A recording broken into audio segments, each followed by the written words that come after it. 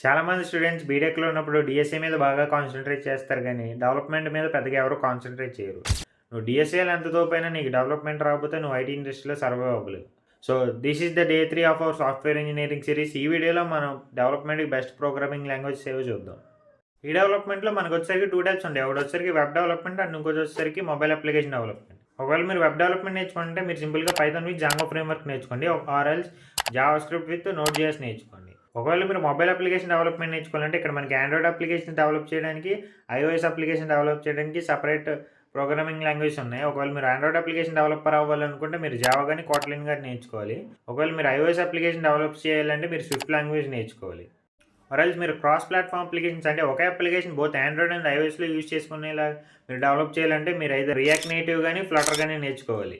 So, ఇది డెవలప్‌మెంట్‌కి best programming languages గురించి. ఈ వీడియో నచ్చితే ఈ వీడియోని లైక్ చేసి మీ ఫ్రెండ్స్‌తో షేర్ చేయండి. నెక్స్ట్ వీడియోలో కలుద్దాం. బై.